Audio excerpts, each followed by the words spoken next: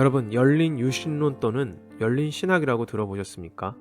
일단 명칭부터가 예사롭지가 않죠. 쉽게 말씀드리면 인간의 자유를 보장하기 위해 하나님의 전지전능함을 부정하는 이단 신학입니다. 그런데 이 사설이 복음주의 교단 내에서 지금도 일어나고 있는 운동이라는 것입니다. 이 운동이 주장하는 내용은 이렇습니다. 성경은 하나님께서 모든 것을 아신다고 말씀함에도 불구하고 하나님이 미래에 일어날 일을 모르고 단지 도박을 하시며 때때로 실수하고 잘못을 저지르기도 하며 무슨 일이 일어날지도 모르므로 항상 자신의 계획을 수정해야 한다고 말합니다. 굉장히 황당하고 잘못된 사설이 분명한데 오늘날 많은 복음주의 교단 내에서 퍼지고 있다는 것입니다. 따라서 이 주제는 신학적으로 매우 중요하게 다뤄볼 필요가 있습니다. 이것은 단지 철학적 탁상공론이 아닙니다.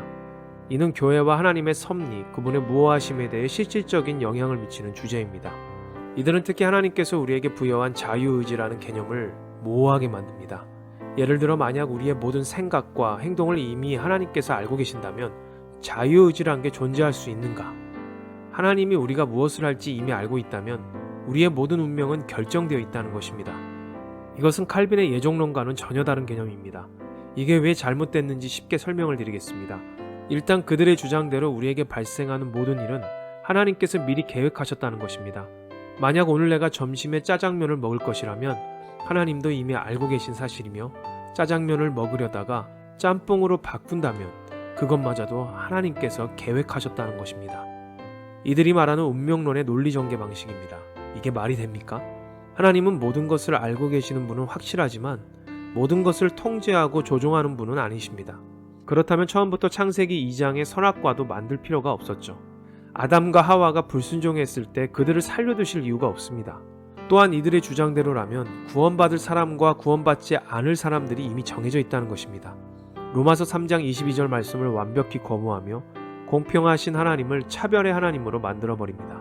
C.S. 루이스는 인간의 자유의지에 대해 이렇게 정의하고 있습니다. 하나님의 가장 고등한 피조물인 인간에게 사랑과 즐거움 가운데 자발적으로 하나님과 연합하고 더 나아가서 이웃과 연합할 수 있는 선택의 능력을 주셨다. 이것이 자유의지다 라고 말합니다. 반대로 세상의 악함이 끊이지 않는 것은 이웃을 사랑하지 않고 연합하지 않는 선택의 결과일 뿐이라는 것이죠.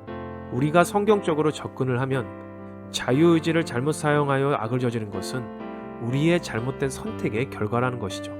이제 이해가 가십니까? 이 내용을 간단히 정리하자면 우리가 어떤 행동을 안 하려고 할 때 하나님께서 아시는 내용이 달라지는 것뿐입니다. 우리의 결심과 행동이 달라지면 하나님도 미리 아시는 내용이 달라지는 것이죠. 그러므로 이렇게 하든 저렇게 하든 우리에게 특정한 방식으로 행동할 자유가 있습니다.